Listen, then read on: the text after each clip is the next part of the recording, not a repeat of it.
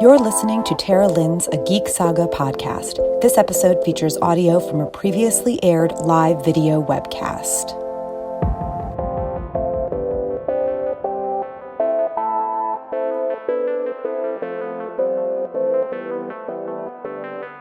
Hi, I'm Tara Lynn of Geek Saga Entertainment, and welcome to the first episode of my 2002 Walt Disney World College Program 20-year reunion series.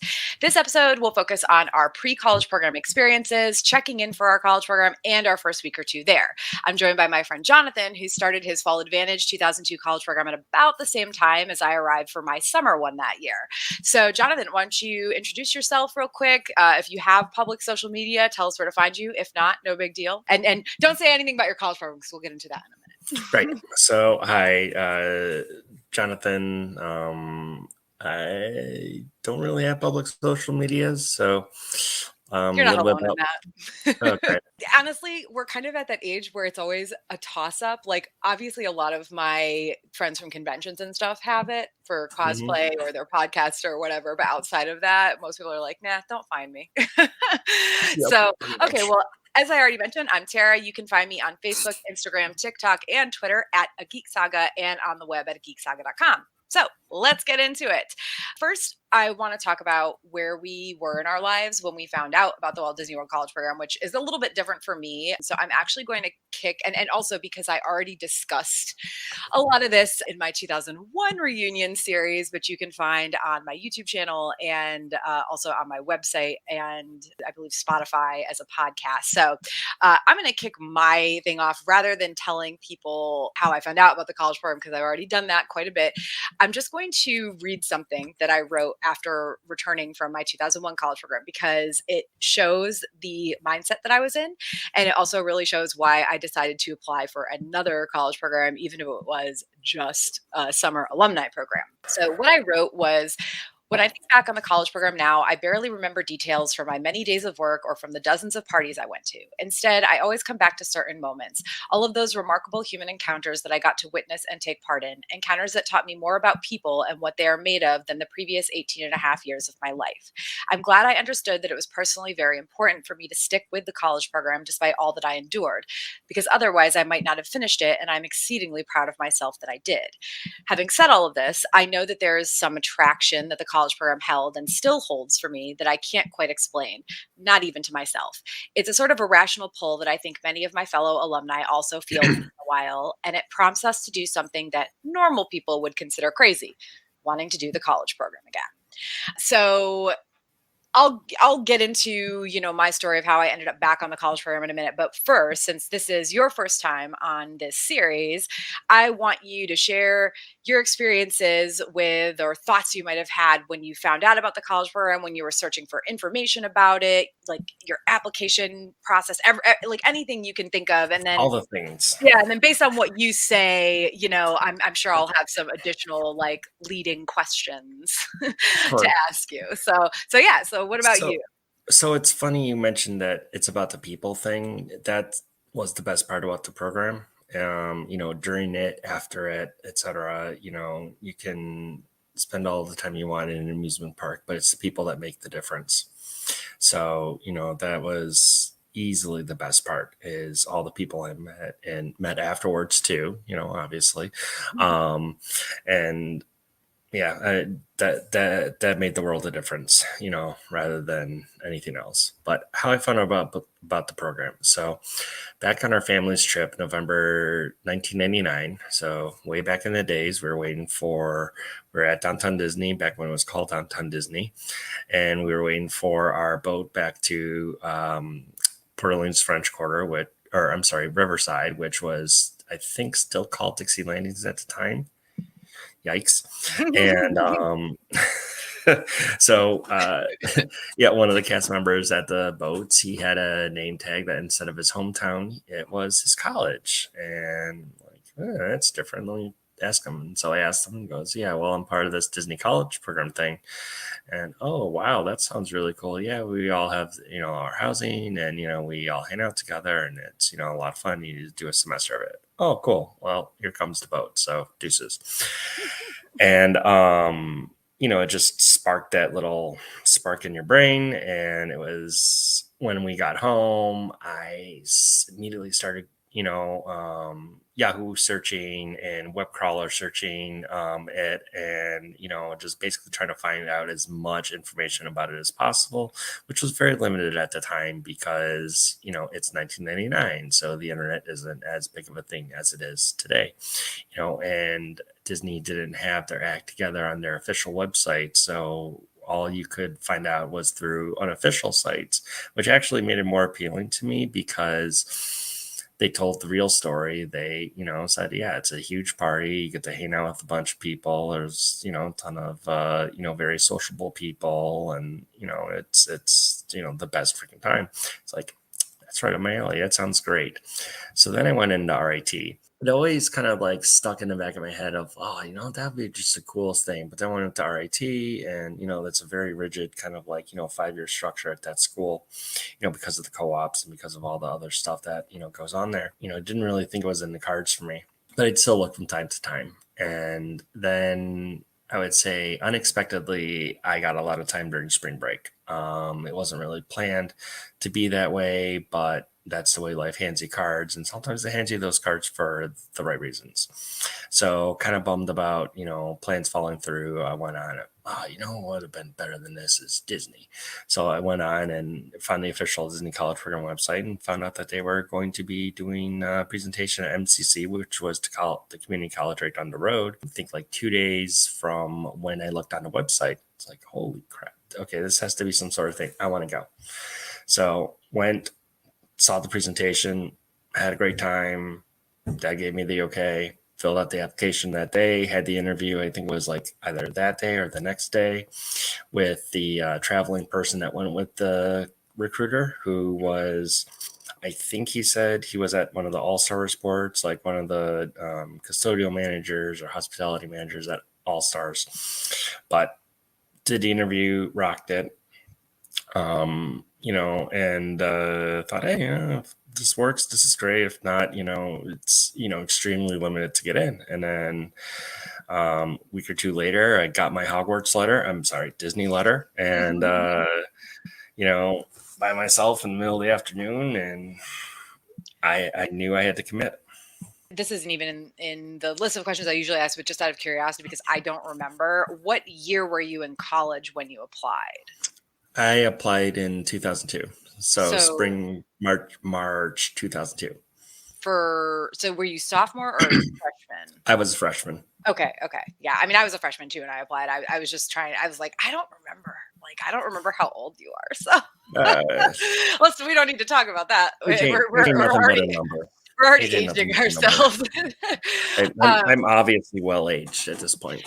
It's so funny because, you're talking about how little information there was in 1999, and a lot of the websites that I found because I didn't know about the college program till like partway through my first semester of college. So that was like fall of 2000. So about a year later or something. And I remember searching, and there were at this point, there was at least one, maybe two message boards, and there were a lot of websites, but a lot of them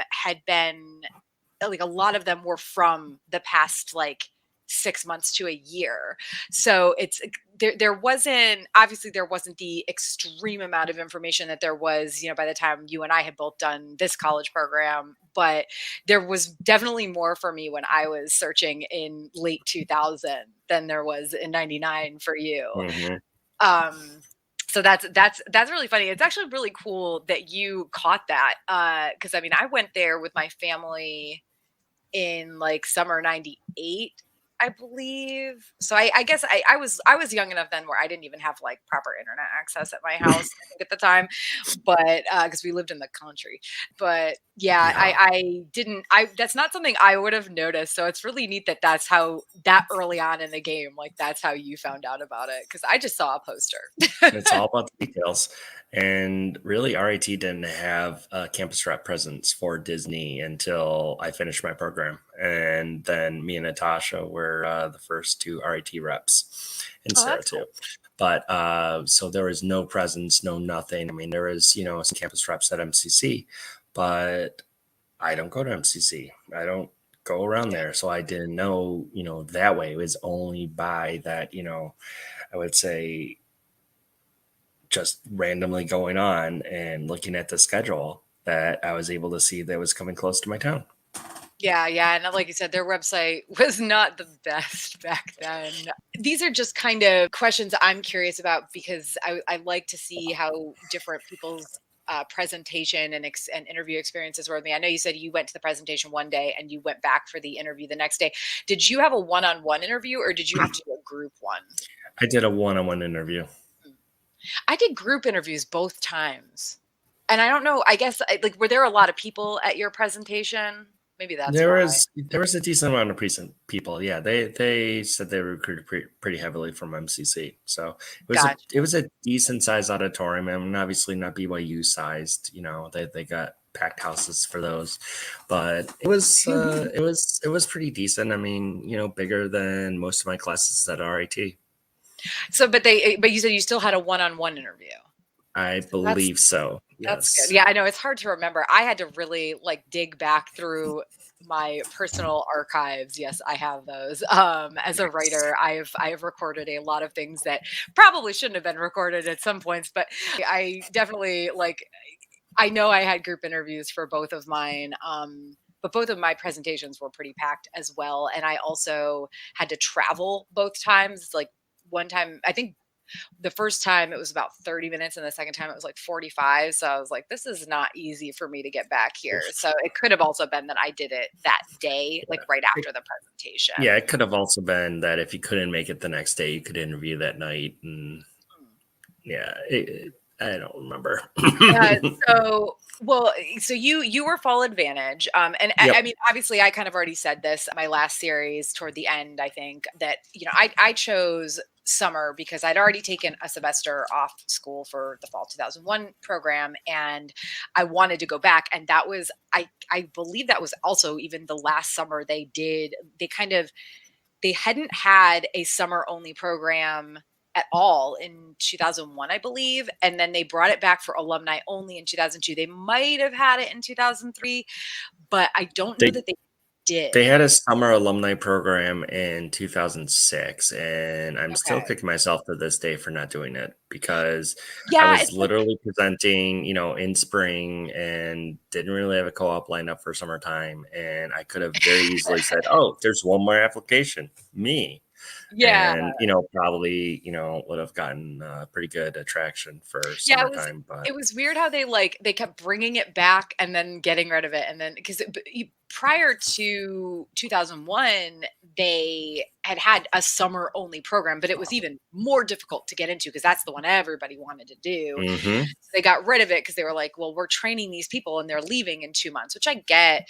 Then for me, it's like they brought me back and they still trained me in a brand new position. Which seemed very stupid, but whatever.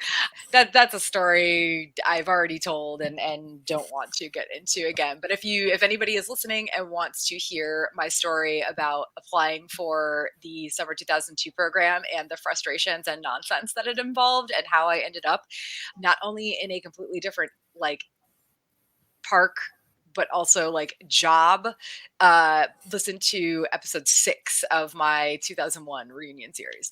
Okay, so for you though, what made you choose the program that you did, which was Fall Advantage versus just fall? Regular fall? Yeah.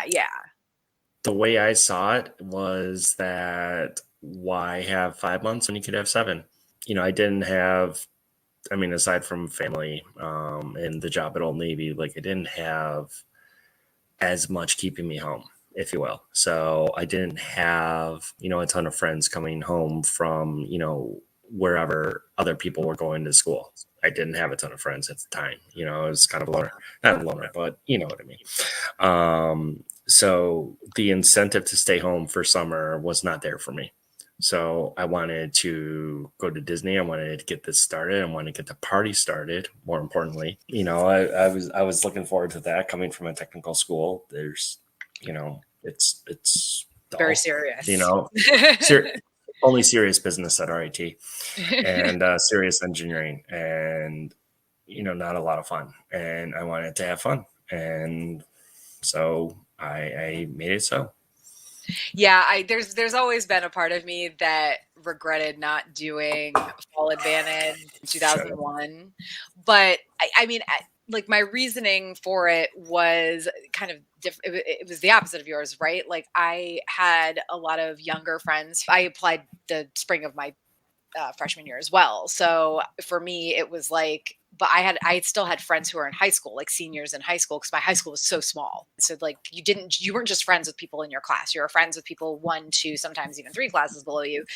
And I also, my family was right there, and I'd never, like, I lived away from them, quote unquote, my first semester of college, and it was like 30 minutes away.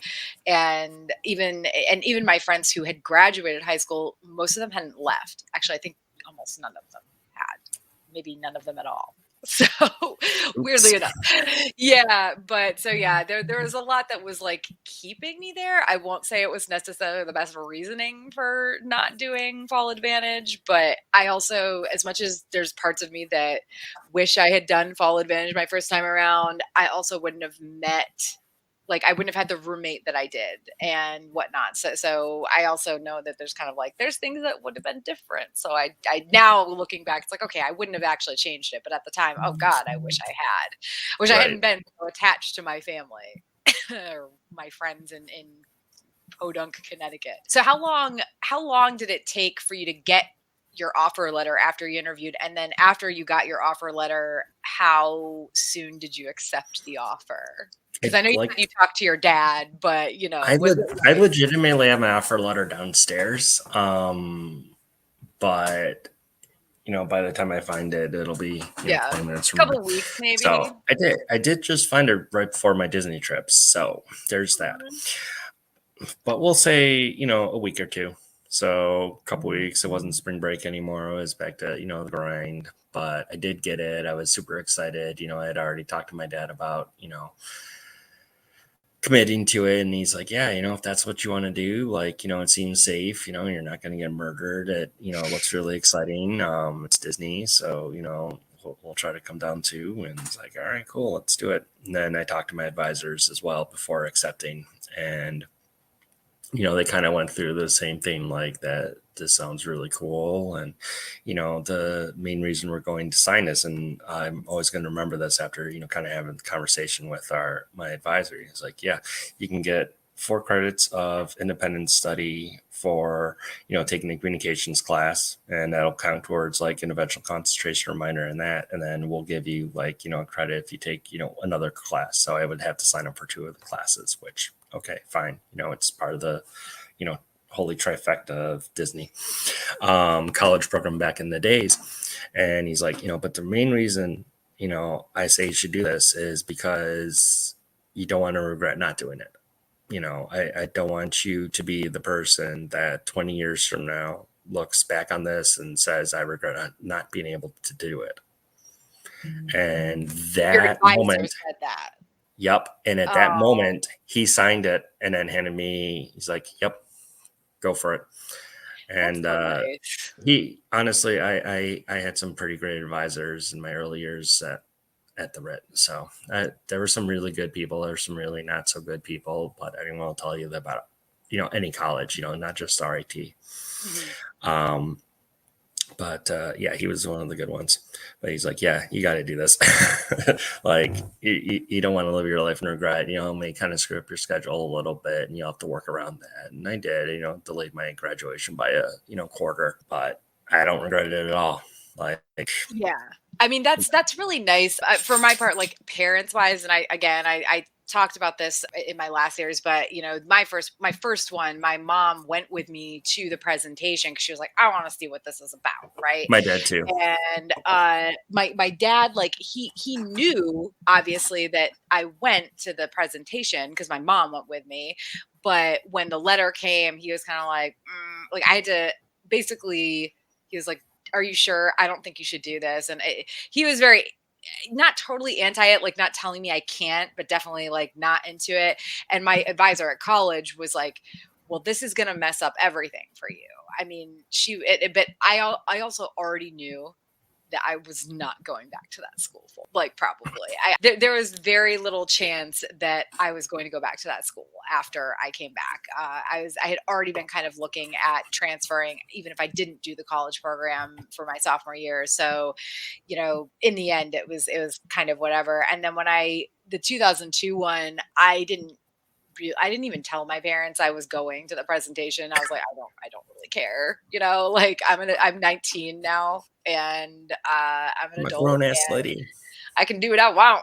And so Mhm. yeah, I went to the presentation. I told them after the fact, and I had already applied and been accepted to a different college, and I was transferring to one in Virginia, so way out of state, way away from Connecticut. So they're only at that point, they were like, yeah, whatever, do what you want, but their qualm about it was, oh, but you're going to be gone all summer, and then you're going to be home for like 2 weeks, and then have to turn around and go again. And I was like, I don't care, I don't want to be here. Like, I don't want to be here. I came home, and it was just like going from such a big world back to such a small world was It's hard to go back. Yeah.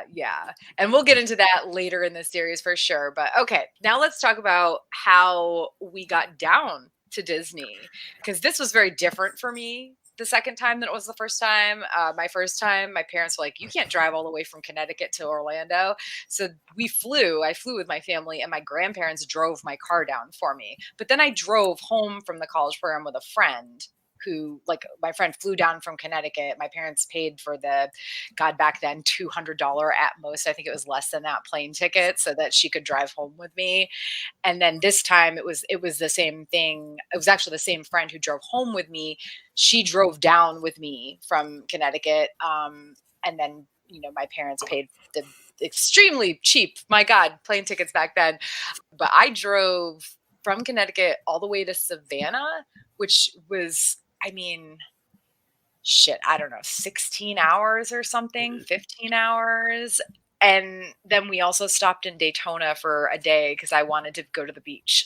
But I do remember that coming back, because this is me coming back, and also the first time I drove to the college program, I just remember that I couldn't stop smiling. And it's still that way. Even when I go back now to visit, if I'm driving, I cannot stop grinning when I take that LBV exit or that Disney exit, because like, as ready as I was to leave in January 2002, and honestly, as ready as I've been to leave every time since then, the moment I get back, it's like I'm coming home.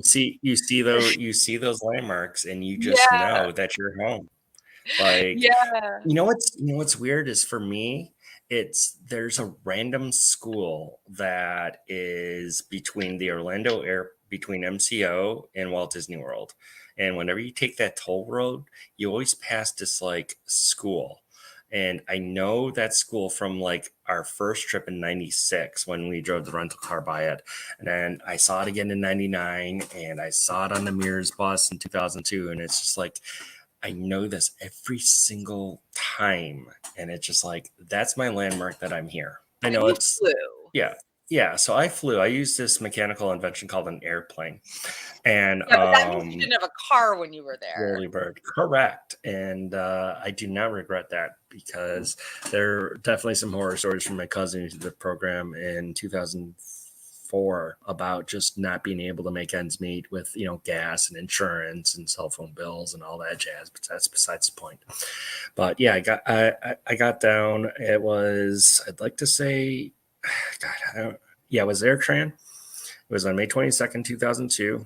I was the first person in my family to fly since September 11th happened. So I was that first person, obviously whole fam drove me to the airport, gave me hugs, cried. Couldn't see you off though, the way my friend, they didn't do that proper. Literally got to go through security and see me. Like, my family was going with me because we flew together, but my friends got to go through security and see me off to my college program in mid-August 2001. Nope, all me. There was, a National Guardsman with an M16. I was kind of walking around, whatever, and checked my two giant ass pieces of luggage For that free. were from For the free. 70s for free, yes, and definitely from the 70s, and definitely way too heavy for my scrawny self back then to carry around.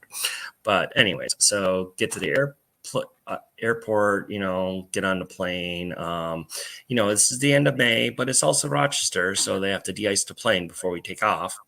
So, they spray the plane at the end of May and make sure that's good to go. And then, once you get on the runway, you're cleared for takeoff, the streaks of de-icer fluid that are on your window all of a sudden became hyperspace streaks and go from this to this. And you're off.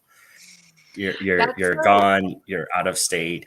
You're far away from anything that's held you back or anything of that nature. So just out of curiosity, that was 2002. In 2022, do they still have to de-ice planes in Rochester in May? So funny story. Yes. Oh my God. So flew out of Buffalo 2 weeks ago for the Disney trip. Had to de-ice the plane. Oh my God. I don't know how you do it. It was at 7:30 in the morning. I don't know how you do it living in these cold climes. Warm sweaters. Yeah, and fleeces, all the and fleeces. And not leaving the house except for going to work for months on end. I mean, I've been there, but I don't miss it. Pretty much.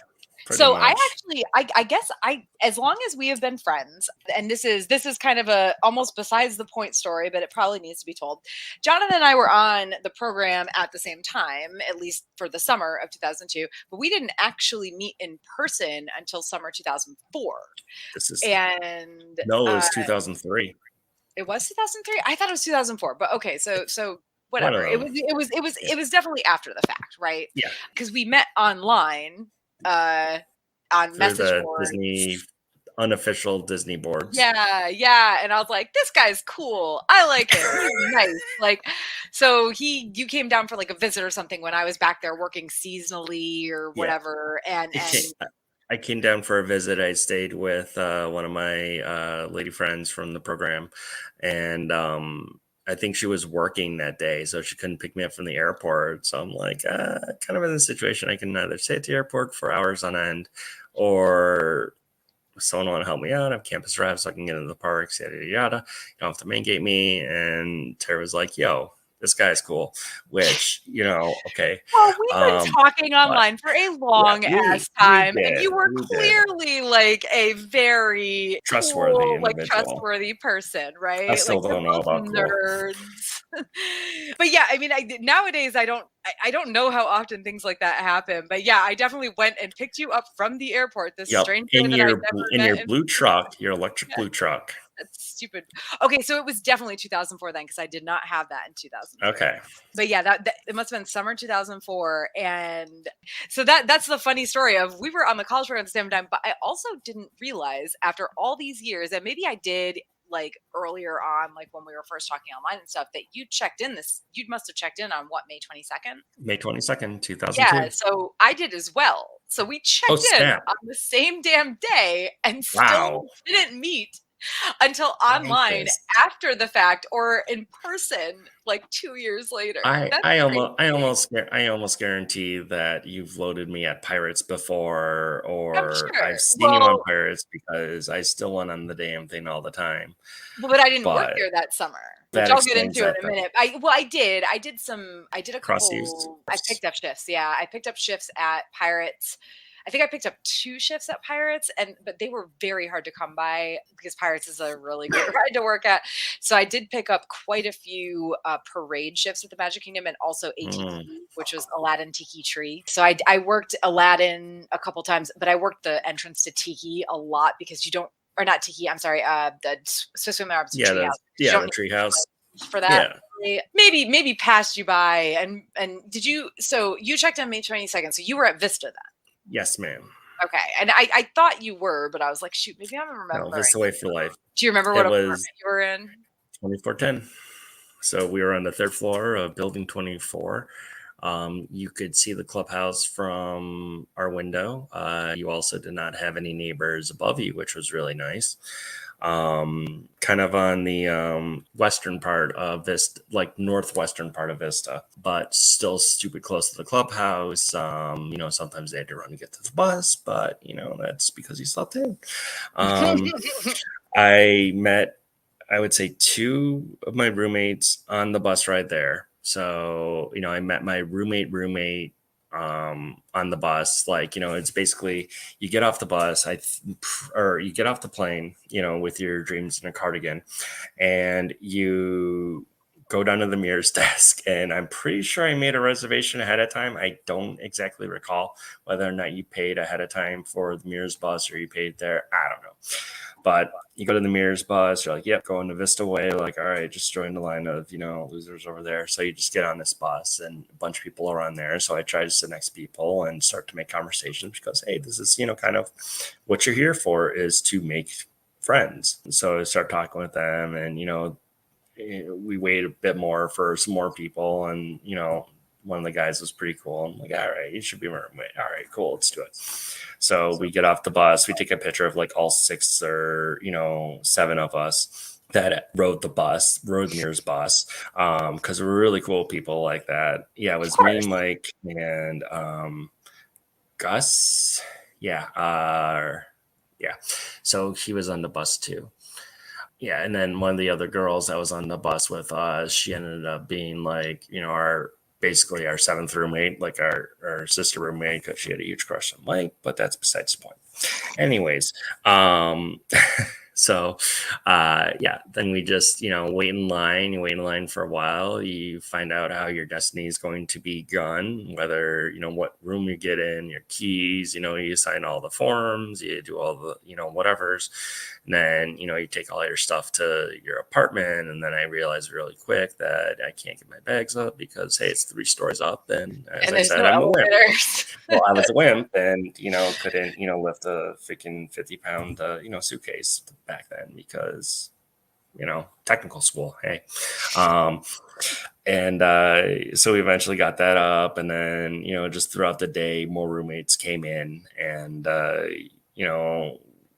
we finally got all filled, and then we went to the introductory, meeting that was at the clubhouse. And we're like, hey, what's going on? Okay, everyone sign up for your bank account. Everyone sign up for a direct deposit. Mm-hmm. We better not see you with any alcohol. A little bit of a scam there, also. Whatever. It was the banking stuff. Like, I mean, it wasn't because it was credit card. It made you feel part of the magic. Yeah. It was like they didn't. If you were on the college program, you didn't get fees, right? So like, you didn't get fees taken out, which was nice, but it's still like definitely a little bit of a scam because they're like, this makes it easy. Put your money in this bank. Yeah. Okay. I mean, no fee ATMs close. In case I needed to deposit money when, aunts or relatives or whatever, gave you extra checks, like, oh, here's some, a couple hundred, $100 or something like that. Like, it's like to be a poor college student. Here you go. And I was like, wow, thanks. So, you could just drive to Vista, Federal Credit Union, which is what was called back then, and, deposit that money. And, that was half your day. And good times. But it was that. And then one of our roommates had a car. And only one of our roommates. No, the other one had a car too. I forget. Yeah, he did. I don't know. Whatever. Anyways, so we went to the Walmart. We bought all the things. We spent way too much money. About maybe 25% of the food that we bought on that first day was actually eaten. Because you always you go shopping and you're like, yeah, I totally want this, and then it never. Yeah, you don't have time to cook stuff. And... taco meat. Yeah, we're totally going to make tacos together as, apartment of 6. And then that never happens. And we get back, and do we cook with any of that food? Hell no. We go to Bennigan's right outside. So I was pretty excited. I've never been to a Bennigan's before. I got like this steak and ribs combo special. Why do I remember this after 20 years? I don't know, but it was delicious. I remember that. And I remember that's how I knew I liked my steak cooked medium, because I didn't know how to order steaks because, again, 19-year-old. Technical school. I mean, to be honest, you're probably safe with a medium steak at Bennigan's anyway. Yeah, it was for the best. But the important part is I ate my food. It was really good. It's so funny because you mentioned Bennigan's, and I don't know exactly when that particular Bennigan's closed, but right, it was a chain, and I know it was still open when I was there in 2006. Okay. I believe. No, it might have been. It might have closed before that. It was definitely open when I was there in 2004. But yeah, Bennigan's is like basically one of those like left for dead chains where there is still, I believe, one in existence in like No, that's Illinois Chi-Chi's. something. No, that's Chi-Chi's. The only Chi-Chi's known in existence is like in Abu Dhabi. And then aside from that, the only way, you can buy Chi-Chi salsa, Wegmans or whatever your supermarket is out there. I'm looking it up. Okay. So yes, Bennigan's still exists. I don't mean to interrupt you. Bennigan's still exists. There is one in Melbourne, Florida. There is one in Texas. To Melbourne all the time. Yeah, one in Texas, one in Melbourne, Florida, one in Michigan, one in Ohio, one in North Dakota. No, two in Texas, one in North Dakota, several in Iowa, and one in Illinois. So there's literally like there's 11 Bennigan's left in existence. But it was a big chain for a while. It was a big deal. Yeah, and I remember it closing and being like, oh, but that was like the site of so many good memories. It was fun, so many dinners there, and the chicken tenders were the bomb. The chicken tenders were A+. Food, and I may or may not have known one of the bartenders who may or may not have fed me drinks, even though I was only 19 years old. So there's that. Yeah.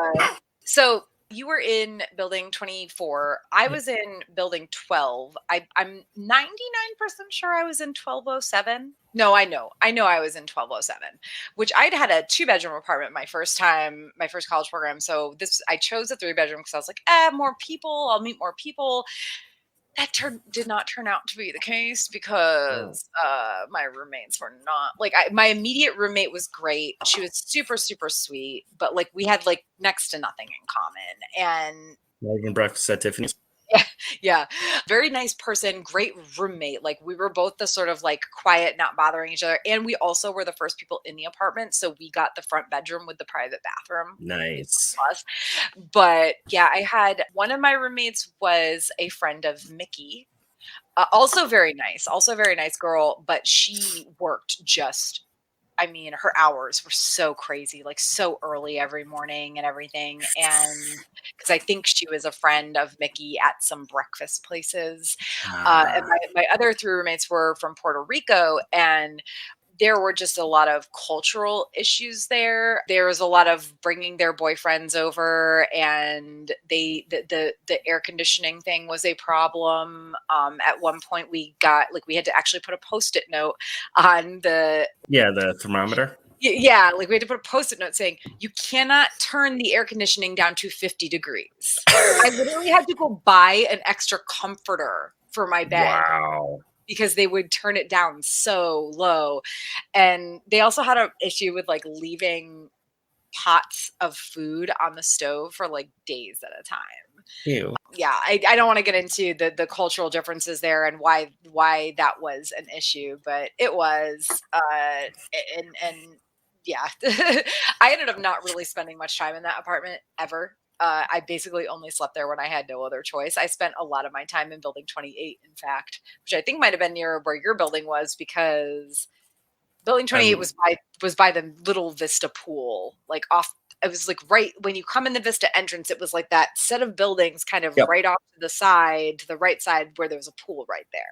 I know where you're talking about. Yep. Yeah. So I spent a lot of time there, but that's something I'll get into hopefully on episode 2 of this series, because I'm hoping that my friend Kelly, who I slept at her apartment a lot, will join. But yeah, so my living experience turned into a kind of hell pretty quickly. But yeah, talk about that more later. At least I had the front bedroom with a private bathroom, and my immediate roommate was really cool. Like, again, didn't have much in common with her, but very nice girl. So that was a plus. So weirdly enough, I remember absolutely nothing about this check-in process, because I did remember some things about my first one. But, like you said, you came off the Mears shuttle and you got in line with these people and you knew who your roommates were going to be because you were in line with these people. And mine Some didn't. of them, yeah. Yeah, maybe not maybe not all of them, but so like my first one, because I was in a 2-bedroom and there weren't that many 2-bedrooms. It was only, the top floor of each building. It was, and I guess like I just happened to not be in line near anybody who was checking in for a 2-bedroom. I didn't meet my roommates till I got to my apartment. This time I also didn't meet any of them, but I think it was because I think I was actually the first person in the apartment this time. So I think that, Ah, everybody else, like maybe I was in line with a bunch of guys. I don't know, but it was weird that like everybody's like, "Oh, but I was in line with my roommates." I'm like, "I never was." And the first time it made sense, but this time I don't there's no sense to it. I just looked up the map, by the way. Building 24 and 27 are on complete opposite sides. So Oh, so you 27 were was right next to the mailroom and the education office, and Mhm. 24 was like not. It was like shoved in the corner right next to buildings 39 and 40. Yeah, to be fair, yeah, that didn't the layout didn't really make sense, so I guess Yeah. I should have known that. Yeah. So, other than having trouble getting your stuff up to your apartment because you had heavy suitcases, like any memories about moving into your apartment, like meeting your roommates for the first time, anything like that? I mean, we had an extremely diverse group. So, we had roommates from Florida, New York, me obviously, Texas, Indiana, Iowa. That was our, gay, theater major, and Alaska. That was Judd, not Gus, but Judd. And yeah, so extremely diverse from all across America. And, I got along with all of them except for the one from Florida because he kept trying to hit on any girls I would bring over to hang out with. Yeah, it was extremely diverse group, which was really cool. It was my first time living with a gay guy. So that was awesome because you get to learn about that culture as well, that they're just normal people. And that's, Yeah, yeah. the Being best. from kind of like upstate New York, it's like, how much were you actually? I'm going to RIT. Like, how much were you actually exposed to that? Because Yeah, no, Rochester's extremely gay friendly. Well, And now, I mean, was it no, then? back then we were Oh, pretty okay. progressive, and that was that was cool. But you know, roommates were good. Our roommates across the hall, a bunch of girls were really good. My friend Linda, whom you've met before, or I think you have, I don't remember, but met her, because she was next door. So we got along well with the girls across the hall. I think that first night we went to downtown Disney with the people from the bus because they were the only people we knew, and just kind of walked around, and it felt very like whenever you watch that, any episodes of like, early 2000s Real World, right? The first Mhm. episode is they all move in, they all introduce themselves, and then they all walk around, and, it looks really filmed, but like, oh yeah, we're all getting to know each other while hanging out at, whatever walking spot for shopping there is. And that's what it felt like. And that's not necessarily a bad thing. It was really awesome. And that was day one. Everyone passed out, and next day was pretty much hang out until the meetings. And I think I went to Dixie Landings, aka Port Orleans Riverside, and sent my parents a postcard, and Oh. because that was pretty neat. And because I wanted to check out that resort because it had been a while, been a whole 3 years. A whole 3 years. So, I guess, 3 years. you said, like, because you brought this up, and this was the thing that changed after my college program was that if you are under 21, Mhm. you are in a wellness apartment, right? Yep. So your apartment is either other people who are under 21 for the most Yep. part, or it is people who are over 21 and don't wanna be in an apartment where there might be parties. Like, they don't necessarily not drink, but they don't want to be in a party apartment, which is fine, Correct. obviously. But for me, it was such a huge change because that wasn't the case in 2001. The case in 2001 was you just were like, I don't want to be in a wellness department, and then you didn't have to be in a wellness department no matter how old you were. Yep. So for me, it was like, oh God, now I can't have alcohol in my There, apartment at all. without getting into too many details, there are ways around that. Oh, for sure. Absolutely. And don't get me wrong, I absolutely had alcohol in my I'm not afraid to say this. I'm never going to work for Disney again. And also, who from Disney is going to actually watch this and be like, oh, I'm going to mark this person's name down. But yeah, Oh, I've been on the naughty list.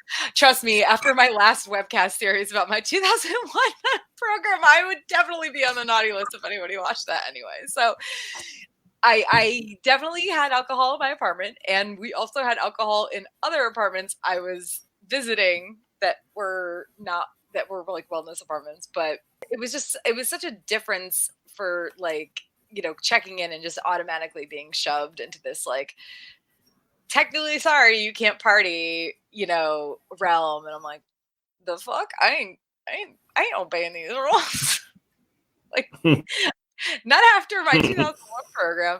This program was so different for me party wise anyway. But okay, so all that said, work assignments. My first college program, there was like some sort of mess up with paperwork, and I actually I started working several days later than everybody else that checked in the same day as me. This time around, I didn't really have that issue. So I basically got my job assignment right away, or at least the generic, like, you're working in Disney's Animal Kingdom quick service info. But what about you? Like, did you kind of, when you check, what was your work assignment experience like?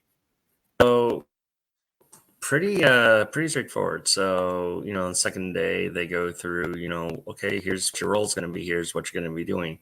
So you're going to be, you're attractions host at Epcot. Cool. Well, okay. And then they flip through, okay, interventions hostess. Okay. Well, like, what was that? I don't remember that back then. Okay, I was hoping to go on a ride, but all right, cool. Well, what's that? And then they like, oh yeah, love the costumes are cool. They're like polyester. And then he flips through the guide. Yes, I know, excruciating polyester costumes of tomorrow.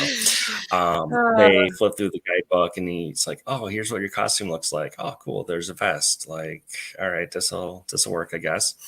And then you're like, yep, so Discovery Day is, on this day, and here's your ID, and, you can go, play in the parks now, or, whatever, because now you have your ID. So we went to, MGM that night and did Tower of Terror, and, took a nice picture of us roommates, and, while waiting in queue for Tower, and, had a good time out of it.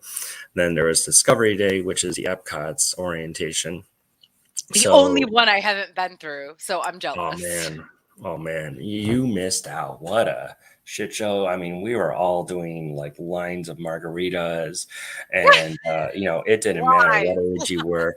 Lines of margs, all through the nose too. I think you're mistaking this for like all of our drinking around the world experience.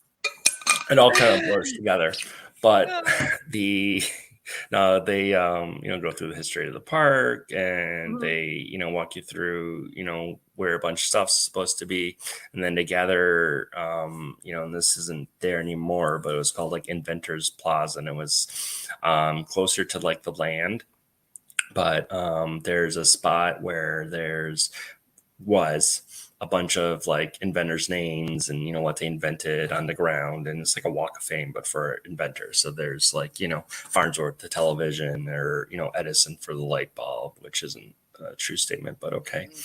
And they make everyone stand there, and then like person radioed control or whatever, and they played a pre-recorded announcement. Hey, these people are the newest cast members for Epcot. And so a bunch of guests were like, who the hell are you? Okay, I guess I'll clap.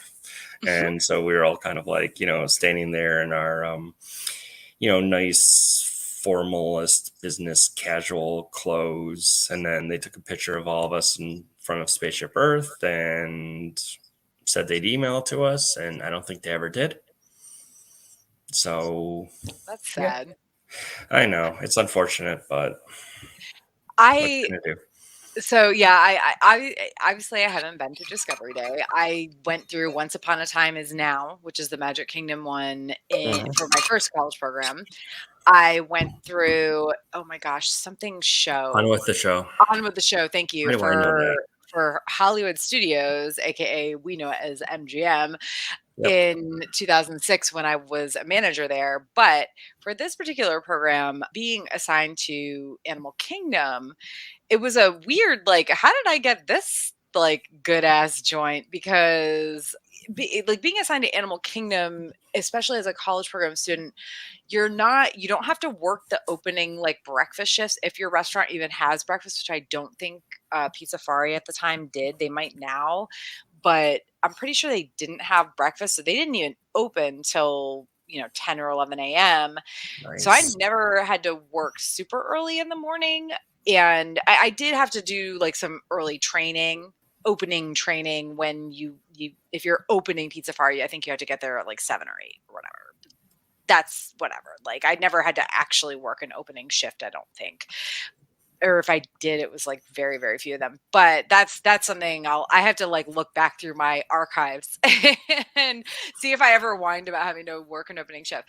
What I did want to say in regards to like me starting my job is that I I never truly appreciated Animal Kingdom. I actually went No one to does. Animal Kingdom right after it opened in I think it opened in 98, I believe. So It did. Yes. yeah, so I went to Animal Kingdom. So I was part of like my music group from high school went and performed at Magic Kingdom on a stage too, not in a parade, on a stage in Tomorrowland. So I feel like I'm not 100% sure that I went to Animal Kingdom then because that was April of 98, so it was literally right after it would have opened because it opened on Earth Day. But I definitely went that summer, and I'd gone to Disney once after that, like before my first college program. And then of course I went to Animal Kingdom, several times at least on my 2001 college program. But I was always kind of like, Animal Kingdom, whatever. It's like it's a big park land wise, but it's small. There's not that much to do. Obviously, things have changed so much since then. But when Mhm. I did declamation for this program, for the summer 2002 program, I fell in love with that park.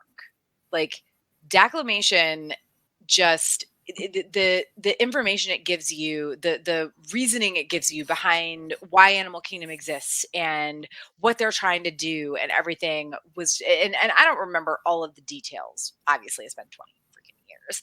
Literally Right. well, maybe I'm sorry, it's been 19 years, 11 months, and like 3 weeks or something.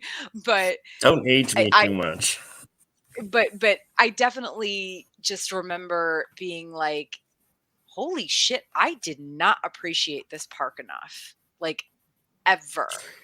And You since know, then, yeah. what I learned to love about Animal Kingdom, not just through the mission and everything that I learned in declamation, but also working there, is there's like, and I get it's different now, I think, because everything is so crowded all the time at Disney the way it wasn't even 5 or 6, 7 years ago. But there were all these little like nooks and crannies where you can just go and like sit in a little like cave that's like kind of half, it's like dug down into the ground. You can watch some fish swim around and stuff. I'm not talking about Yeah. the walk through places. I'm talking about just random little places. There was one right across from Pizza Fari where I worked. And I just, declamation just really, I wish that everybody who went to Animal Kingdom could go through declamation because I think that they would learn to appreciate everything that that park is and does way more if they experience that Yeah. training. I I wish I went to it more than what I did. I think I only went like 2 or 3 times. And it's just there wasn't a ton of stuff to do, aside from safari and kind to No, yeah. extinction and, tough to be a bug there in Kali River Rapids, but that was it. Hmm. Like And the there Lion King show, the and Lion the King. Lion King, yeah, the Lion King show. But there wasn't much to do, so there wasn't really incentive to go. And plus it was, also, the temperature of the sun, by like, 10 o'clock there. Well, Like, yeah, I mean, okay, because there's so many more plants there, so yeah, it's like it's the on jungle average, out I think there. 10 degrees hotter at Animal Kingdom than it is at any Yeah. of the other It- parks, which is It's a the lot. jungle out there. You can't really get people to go.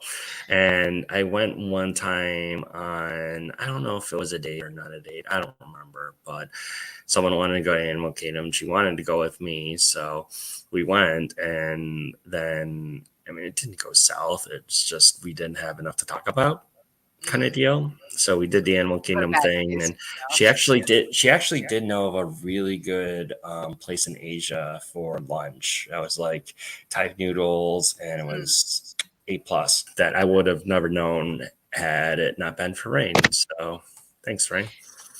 Yeah, when I was training at Pizza Fari, and it's not I don't wanna talk too much about the experience I had at Pizza Fari because I wanna get into that in the second episode of this webcast, but my first, like, immediate experience with training was they mixed their own sauces. They mixed it wasn't all just like a bunch of frozen, like the pizza crusts were frozen, but we made everything fresh on site in like Wow. that morning. Yeah. Whoa. And I mean, I say everything. I mean, the, there were sandwiches that don't even exist anymore, which to this day I know exactly how they're built, and I would make one in a hot second because they were so good. I don't remember what they called them, but it was like ham, turkey, provolone, pesto sauce, tomatoes on ciabatta bread, and like went through Give the me like that. fire ovens. Oh my god, they were so Wait, good. give me Oh, that. and Caesar salad after they went through the oven. So you did, it was like when you went through the oven, it was like an open face thing with like half the meat and cheese on each side, right? Yeah. And then you and the tomatoes, and then you smush, like you put like a scoop of Caesar salad on it and smush it together. Oh my god, it's so good. Like put Like that in with my the mouth. pesto in there too. Yes, yeah, yeah, Shut yeah. up. Yeah, it was like I don't remember the exact like stacking situation, but it was, turkey, ham, provolone, provolone and Swiss cheese, Oh, and pesto sauce and fancy. tomatoes. So I think it was like half and half on each side, right?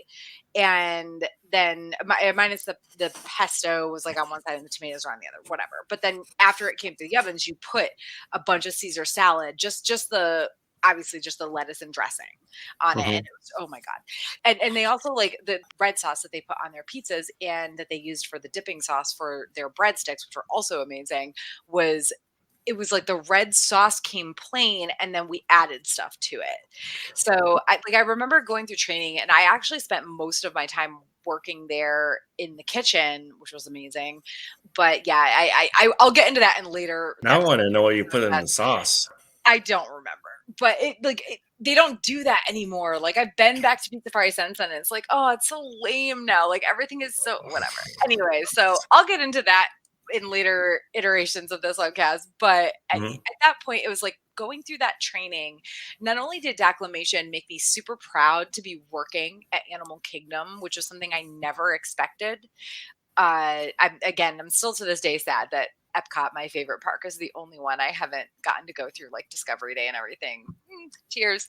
But I'm literally wearing my Epcot shirt now because, Nice. It looks good. but like, I declamation and going through that training and like how hardcore they were about the food at Pizza Fari, at least I don't know how it was elsewhere, and I know it's none of it is the same now, was just like it made me really proud to work in a job that I actually thought I was going to despise.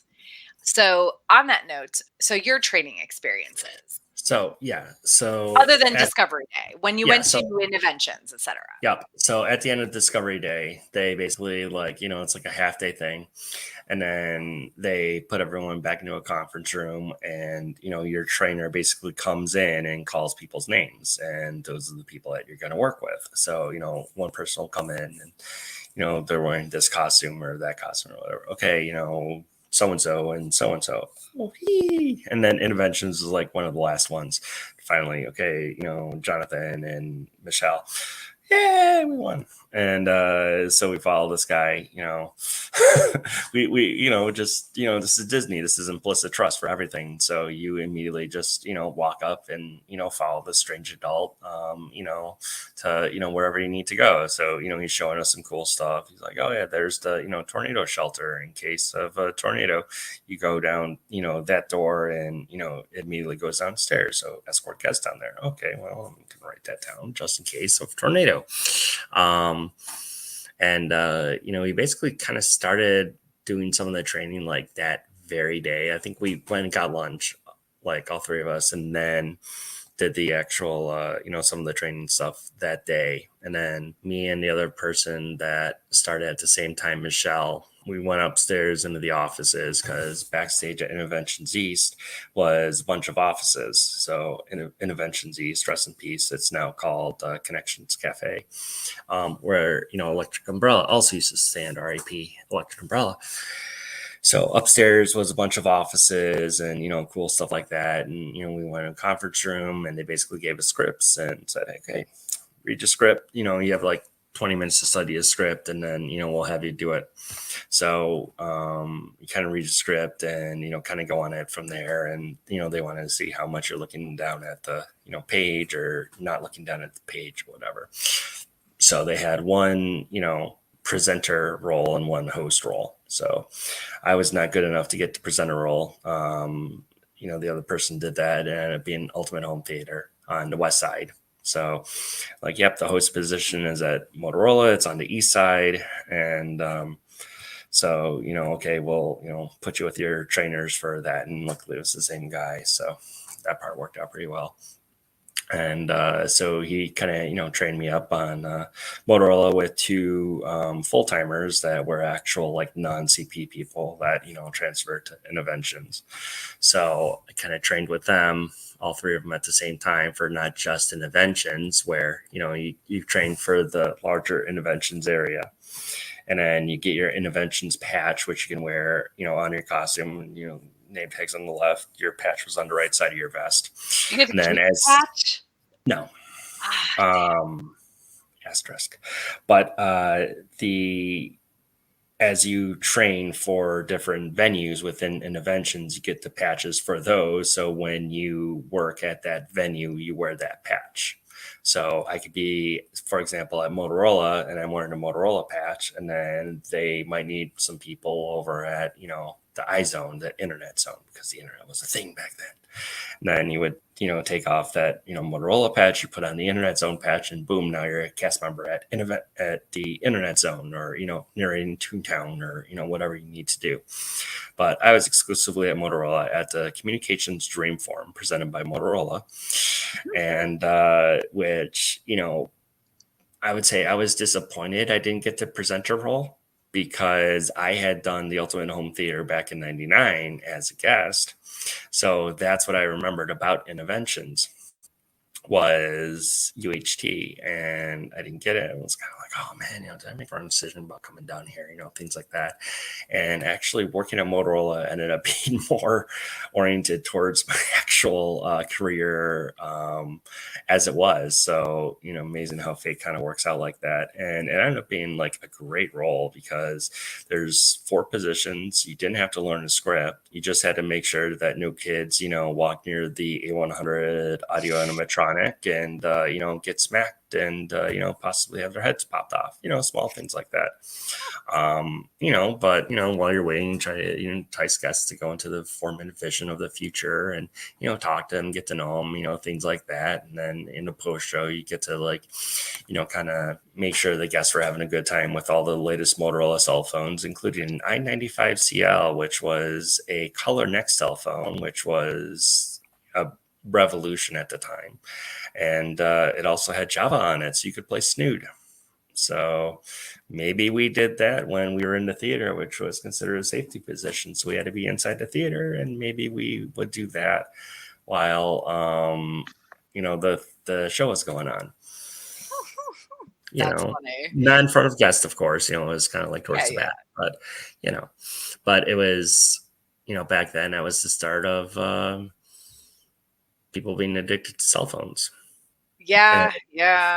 I mean, well, interventions not existing anymore is such a weird I'm so thing sad. for me because all the places I've worked still exist. They aren't the same, obviously, as they were in 2001, 2002, 2003, 4, 5, 6, but they do still exist. And so I guess that's not something I want to talk about this because I'm hoping will you be able to come back for future webcasts? Because that is something I would like to talk. Okay, good. Yeah, sure. Okay, good. Because I do want to save. Yeah, I do want to save some stuff for future webcasts. So I want to save definitely some more specifics about like how the rest of your college program went, your experience. Also, like because I was only there for the summer. Like I'm hoping Kelly, one of my friends, will be able to join us next time, and we'll be able to talk, more about kind of mid to late summer, and then on our last one, I'm just kind of gonna like fade out, but I would love to hear about y'all's like later experiences for fall and everything. So on that note, any last thoughts about your first experiences with the college program, like applying, checking in, arriving, training, anything like that? For me, it was awesome. I had a great time with it. I didn't really have any problems. This is also early 2000s. So, it was a lot of, there was some thinking independently. There wasn't someone to hold your hand the whole time. I mean, they gave you a checklist, but you're basically flying to Orlando with a piece of paper that said, okay, you filled out all your stuff online. Here's your printed confirmation. And I still have that folder that has all that paperwork, including the acceptance letter, just in case they didn't know that I was coming down. But, just to go into a situation that blind, like 20 years later, you think, oh man, nobody does that anymore. But, that amount of like risk that, people would take back then of, okay, I got a letter. That means that I'm coming down. Like that was nuts. But, good nuts. Sometimes you need to do things on your own in order to know more about yourself. Yeah, no, I completely agree. And I think that you being a year behind me college wise and also college program wise, it's definitely an interesting conversation because things were so different on the college program for sure, but also you still have that like fresh, like I started a year after you perspective because things changed so much. So we'll definitely get into that in episode 2, which isn't quite scheduled yet, but it will be, sometime late June, maybe early July. It depends on my time. I'm hoping late June-ish. So a month and a half-ish from now. So on that note, thank you again, Jonathan, for joining me. And I can't wait till our next episode because we have so much more to get into. But follow me across the web at Geek Saga for updates on when you can catch the next episode in this WDWCP 2002 20-year anniversary series, which will focus on us settling in for our college programs, getting into our jobs, touch on some of our favorite or least favorite experiences, and more. Have a great night. Bye.